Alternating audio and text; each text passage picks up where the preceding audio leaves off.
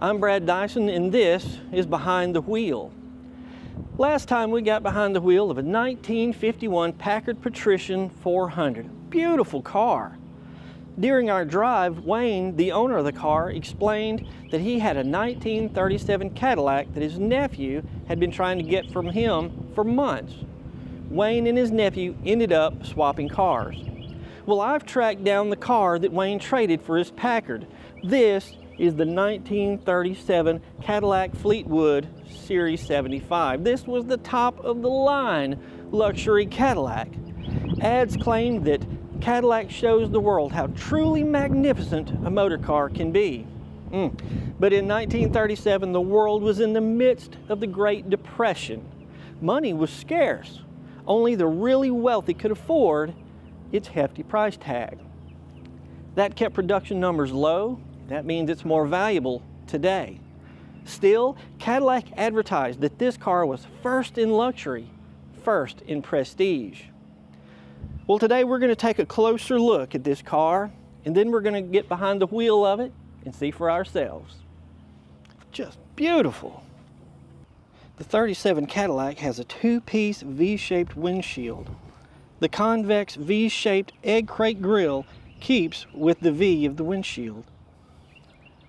Rather than hubcaps, the 1937 came with wheel discs. This car was upgraded with the 6-wheel equipment package, which included the 4 white wall tires on the road with wheel discs and the 2 spare white wall tires mounted and covered in the fender wells.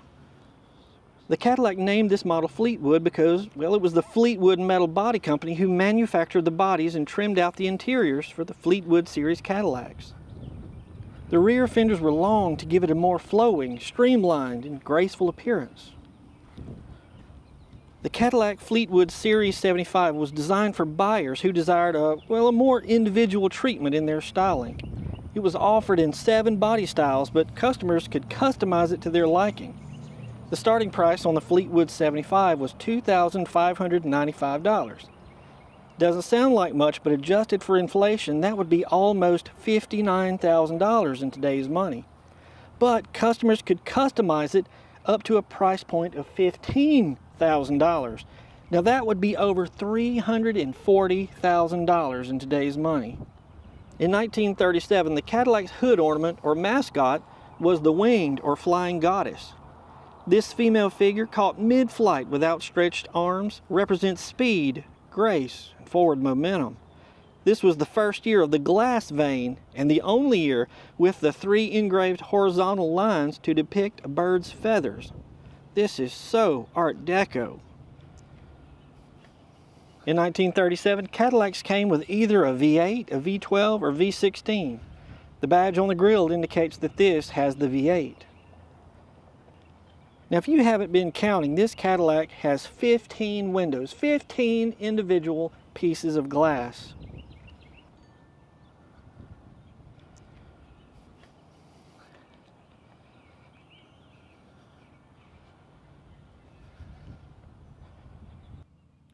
Now, I'm sitting in the back of this car for a very specific reason.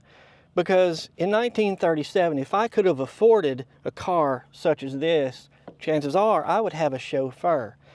And man, I got to tell you, this car is built for comfort. The seats are crazy comfortable.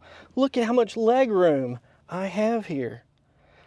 Well, and you know, Cadillac has often been among the first to embrace new technology and was the first industrial manufacturer in the United States to incorporate a certain new revolutionary invention for the 1937 Cadillacs. Well, it was actually 2 inventions. One worked with the other, but I'll get to that here in just a moment. This car has, probably hundreds of those in the makeup of this car. But the thing is, you probably would overlook them. They became so important, so commonplace, that I bet everybody watching this video owns some of them. Well, what is this new and revolutionary technology, this new invention or inventions?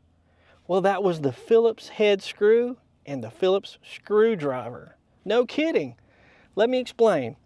On May 9th, 1933, auto mechanic John P. Thompson of Portland, Oregon received patent number 1908080 for a new type of screw with a cruciform groove. Cruciform just meant it was in the shape of a cross, a crucifix. On the same date, he received patent number 1908081 for his screwdriver. So why don't we know them as Thompson screws? Well, for reasons that remain unclear, John Thompson assigned or transferred his rights to the patents to HF, that's Henry Frank Phillips. That's why we now call them Phillips screws and Phillips screwdrivers. The first industrial manufacturer that adopted the usage of Phillips screws was Cadillac in 1936 for the 37-year models. The Phillips screw was so revolutionary that by 1940, practically every major American car manufacturer, as well as railroads and airplane builders, had adopted it. But it all began with the 1937 Cadillac. And I've got Tim here with me today. Tim is the owner of the 1937 Cadillac. And I just want to know, Tim, when you first saw this car, what was it that made you say, I've got to have that? Well, my Uncle Wayne, who you've met previously, had sent me some pictures of it. And I've got a little business where we rent out classic cars for weddings and events and stuff like that. And I said, man, what a perfect car for that. That is a perfect car for that. At the time, I had a 41 Fleetwood Series 75, but it just didn't quite, it was a maroon car, and it didn't quite have the class and presence of this. That's right. And so I just, and not the drivability either. This one's been converted. It's kind of a RestoMod of sorts. So, you know, I saw the car and it just hit me, and I said, oh, that one's for me. So I figured out a way to make it mine. To finagle it. That's right. Well, can we take a look at the engine on it? Sure, absolutely. Let's pop this up. Oh, wow, that's a gorgeous engine. Now, that's not stock. No. Wow, but it's still a V8. That's right. This is I think originally it would have had a flathead V8. This one is a modern GM 350 cubic inch engine. That is gorgeous. Sure. Can we start it up? Yeah, absolutely. 700 R4 transmission, so runs and drives just like a modern car. Automatic transmission. That's right. Yeah. Automatic, air conditioning, Bluetooth radio. Oh, really? Sure. So, man, if you wanted to rent this car, anybody could drive it. That's right. Well, I don't let anybody drive them. Well, you know what I mean. That's right. Uh-oh. Old cars. Oh, wow. Listen to that.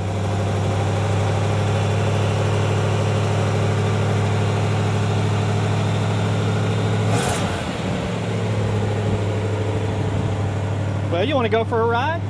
Sure, let's go. All right.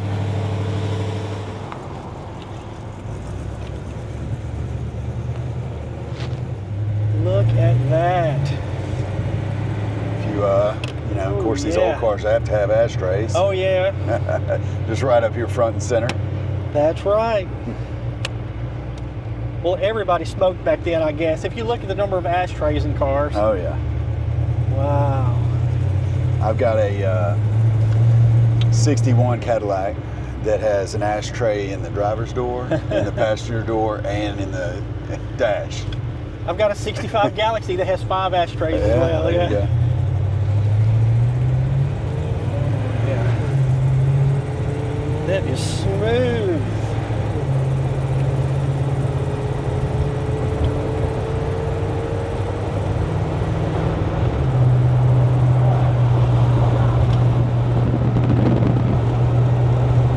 Yeah, from the factory we would have been shifting here. That's right. You know, but it's nice having the transmission run all the gears for you.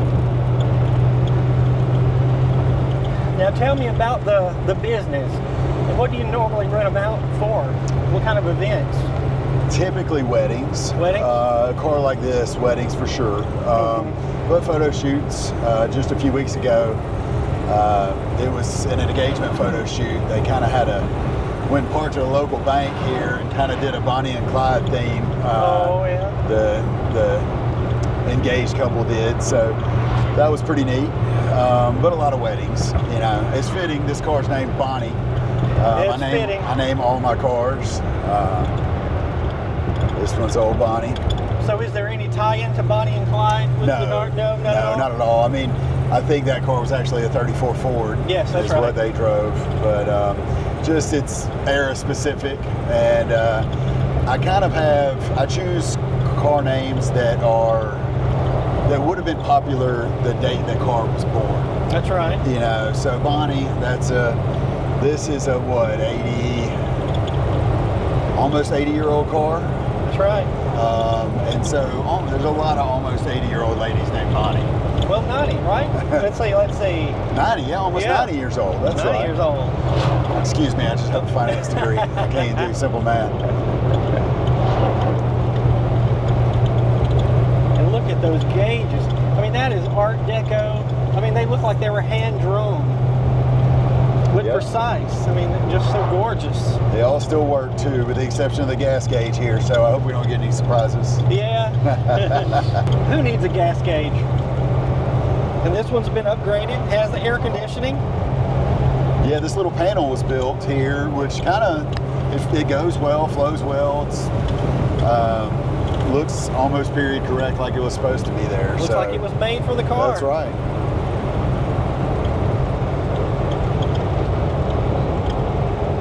Just that ride, man, this thing is so smooth.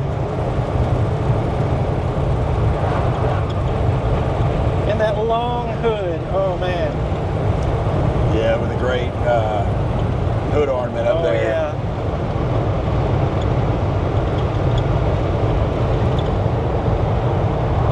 Look behind us. Actually, there's some evidence of people smoking in it up here still. Oh yeah. I guess everybody did smoke back then. Yeah. But you don't allow that now, do you? Certainly not. Yeah, that is cool about the ashtray. And just the detail on the ashtray is amazing. Now this is, something you wouldn't expect here. Oh, well, that's a hidden stereo. That's right. And Bluetooth. it's actually got Apple CarPlay on it. Oh. And I like how all of this is wood, oak. Oh yeah. Love how all that's oak. I had no clue that was the first use of the Phillips head there. The thing about it, this 37 Cadillac, and it could keep up with any car on the road. Oh yeah. And look much better. And cruise down the highway just fine too. That's right. Right.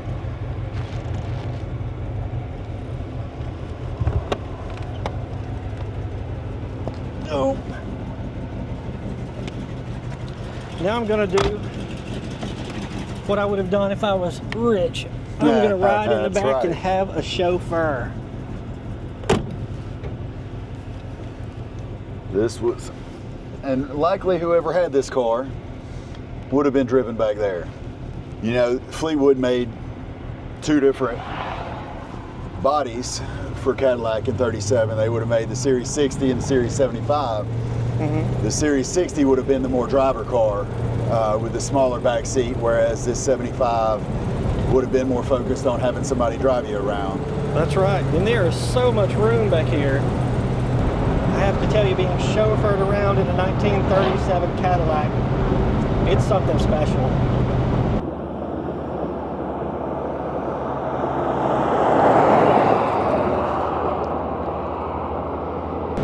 I feel a little uppity. You should. One of the things added up here is this blinkers. Oh yeah? Wouldn't have had blinkers in 1937 That's at right. all. And so had to add this new little blinker unit up here, which isn't that big of a deal, except for doesn't have a canceling cam. Oh, so you have to do it yourself. I constantly leave the blinkers on in this thing. I go to turn the blinker on and I say, oh, it's already on.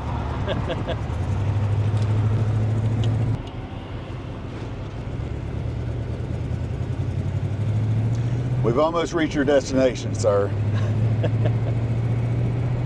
I feel like I need to ask, do you have any Grey Poupon?